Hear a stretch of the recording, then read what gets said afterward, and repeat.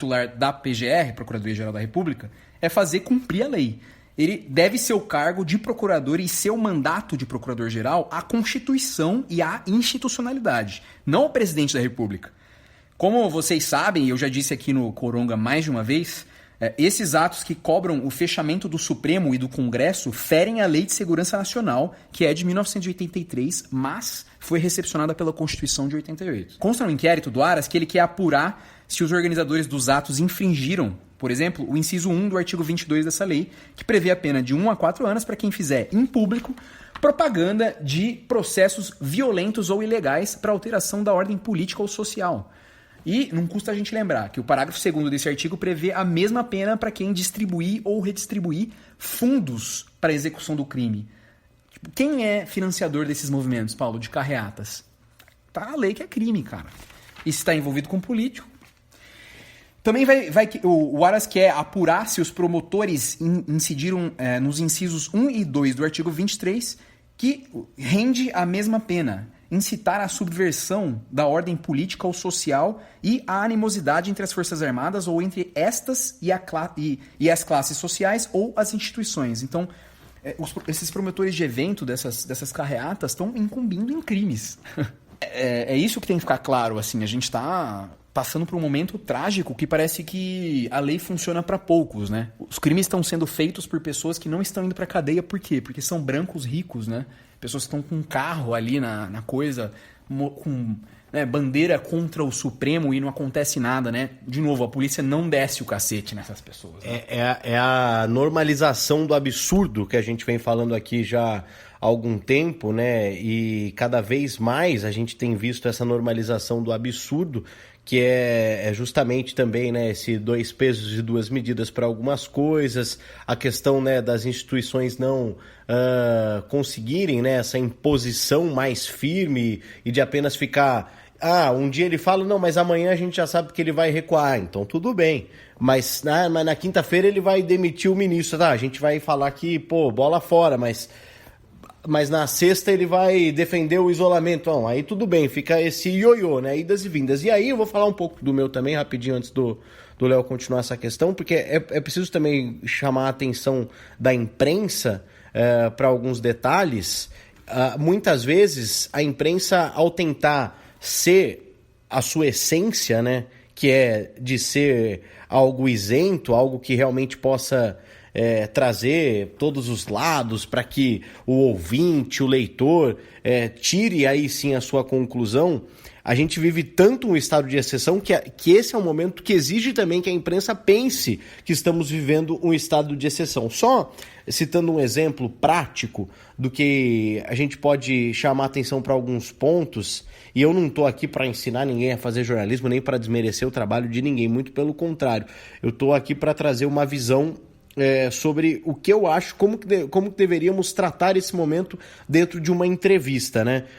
A Folha publicou uma entrevista com o João Dória na última quarta-feira, em que ele é entrevistado pelo Sérgio Dávila, né? A primeira pergunta que ele faz para o João Dória é a seguinte: ele pergunta para o governador de São Paulo como não errar a mão, já que quanto maior for a quarentena, maior será o estrago na economia do país, aumentando as chances do próprio Dória na eleição. Ele faz essa pergunta para o João Dória. Como não errar a mão porque uma economia ruim é benéfica à sua candidatura? E é óbvio, gente, que o João Dória, por mais que ele tenha pretensões eleitorais, como ele sempre deixa claro em atitudes, né, a forma como ele se movimenta dentro do tabuleiro político, sempre querendo subir mais alto e de uma forma rápida, né, pegando ali trampolins, Geraldo Alckmin, depois pegando o trampolim do Jair Bolsonaro e agora pegando o trampolim do antibolsonarismo também. Porém, é óbvio que ele não vai responder essa pergunta dizendo, sim, é verdade, a economia ferrada vai me ajudar muito. Então, assim, o repórter, ele reproduz um discurso bolsonarista na pergunta para o João Dória, ao tentar ser isento. E aí, é óbvio que a resposta do João Dória é de que isso não vai acontecer. E é uma questão também que tem que chamar a atenção da imprensa, porque é fato do jornalismo político que se faça narrativas com relação a jogos eleitorais, né? Então, daqui a 2 anos vai ter eleição para presidente e já 2 anos antes se começa a justamente ter esse tipo de notícias.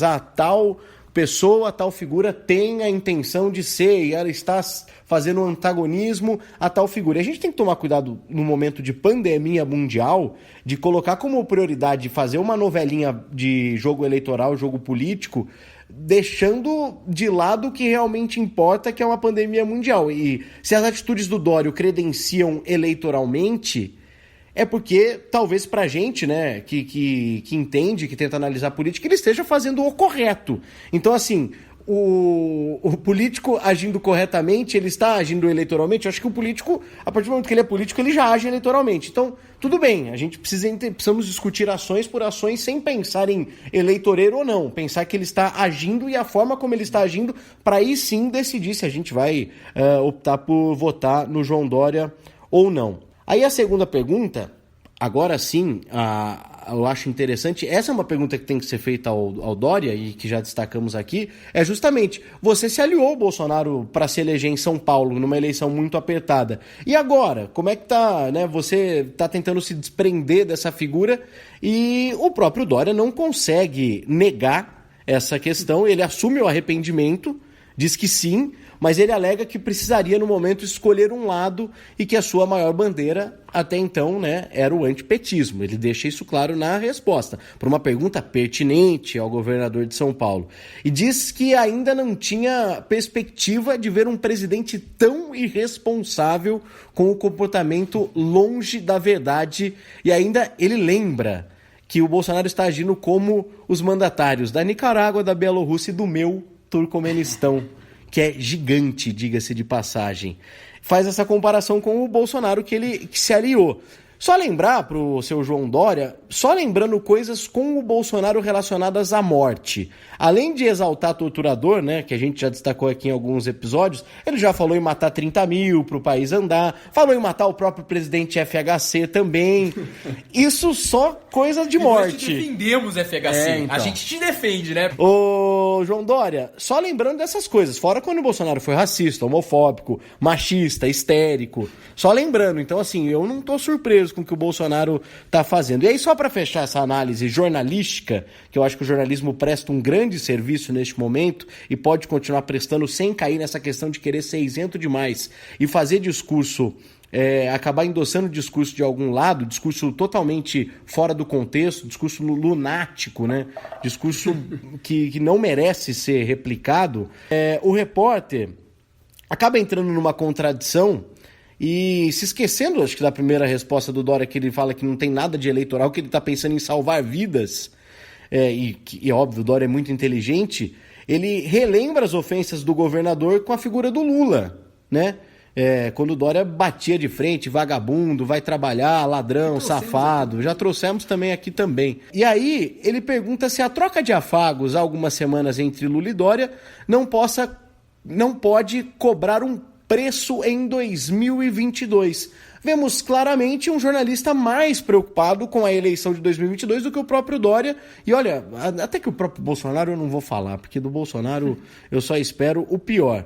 E o Dória responde que não está preocupado com eleição nenhuma, ele está preocupado em salvar vidas. É óbvio que o Dória vai responder isso. Então, assim, e aí depois a entrevista segue, são 3, eu citei só 3 perguntas, as 3 iniciais, de boas e ruins, porque a entrevista transcorre de uma forma corretíssima depois.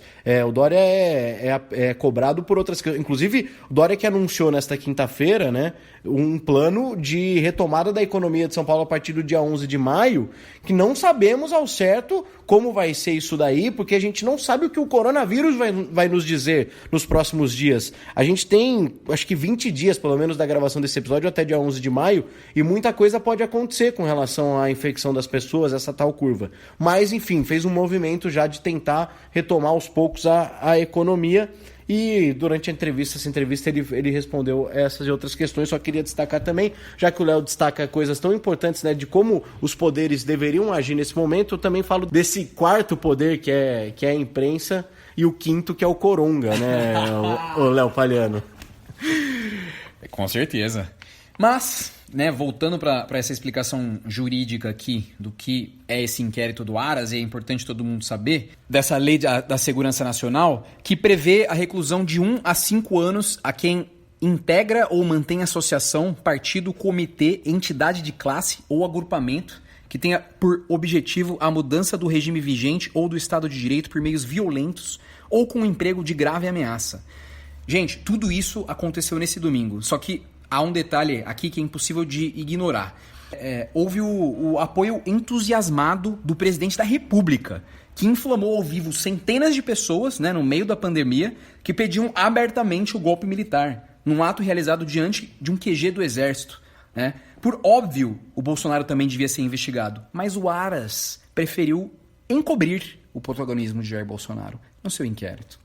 Como já falamos aqui no Coronga, tem outros 2 artigos de lei que também têm de ser respeitados neste país.